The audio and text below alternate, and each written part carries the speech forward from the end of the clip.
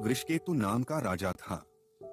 एक दिन इसने सोचा कि बड़े दिन हो गए हैं शिकार पर गए हुए, तो वह तुरंत ही सैनिकों की टुकड़ी को लेकर जंगल की ओर रवाना हो गया। जंगल में कुछ ही देर बाद उसे एक हिरन नजर आया। राजा ने बिना देर किए अपना घोड़ा उसके पीछे दौड़ा दिया। हिरन काफी तेज भाग रहा था और राजा भी ठीक उसके पीछे ही भाग रहा था। शिकार के पीछे भागते भागते राजा अपने सैनिकों से काफी दूर आ चुका था। अचानक हिरन पेड़ों के बीच में कहीं गायब हो गया। तब कहीं जाकर राजा रुका और रुकने के बाद उसे ऐसा एहसास हुआ कि वो जंगल में रास्ता भटक चुका है। उसे बहुत भूख लगी थी, तो वह खाने की तलाश में यहाँ वहाँ भटकने लगा। तब उसे एक झोपड़ी दिखाई दी। उसने झोपड़ी का दरवाजा खटखटाया तो अंदर से एक आदमी बाहर निकला। राजा ने उसे बताया कि वह रास्ता भटक चुका है और रात भर के लिए आश्रय चाहता है। उस आदमी ने राजा को अंदर बुलाया और उसकी खूब सेवा की। सुबह जब राजा चलने लगा तो उसने उस आदमी को बताया कि वह उसकी सेवा से बहुत खुश है और उसे इनाम में अपनी ये मोती की माला देना चाहता है। वह आदमी एक सीधा साधा लकड़हारा था जो मोतियों का महत्व नहीं जानता था, इसलिए वह रोज की तरह लकड़ी को काटता और फिर उसे बेच देता। इसी तरह लकड़ी बेचते बेचते बहुत साल बीत गए।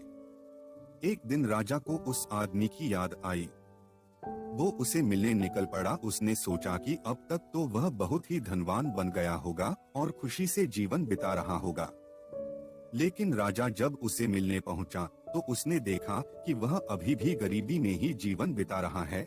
और जब राजा ने उसकी गरीबी का कारण जाना तो उसने अपना सिर पीट लिया और उसने उस आदमी को बताया कि मोती बहुत ही मूल्यवान होते हैं। जब उस आदमी ने मोतियों का महत्व जाना तो वह बहुत ही खुश हुआ और अपनी अज्ञानता पर बहुत ही पछताया। तब राजा ने उसे हिम्मत बढ़ाते हुए कहा कि पछताने से कुछ भी नहीं मिलने वाला है। तुम्हारे पास जो अब समय बचा है उसका सदुपयोग करो और आगे एक खुशहाल जीवन जियो। तो दोस्तों, ये थी हमारी कहानी। इस कहानी में हमने देखा कि उस आदमी के पास एक बहुत ही सुनहरा मौका आया था जिसका सही समय पर इस्तेमाल करके वो अपने जिंदगी बदल सकता था।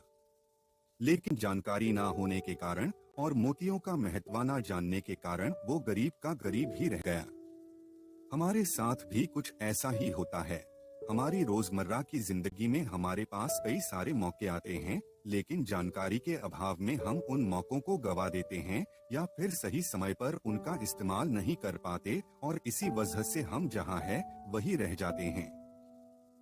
तो दोस्तों, कहने का मतलब ये है कि कुएं का मेंढक बने रहने से कुछ भी हासिल नहीं होने वाला है। आप भी दुनिया के साथ आगे बढ़ो और हर चीज के बारे में जानकारी प्राप्त करो। आपको मिले हर मौके को पहचानने की कोशिश करते हुए उस पर अमल करो, तब कहीं जाकर आप इस अपने जिंदगी में आगे बढ़ते हैं। धन्यवाद।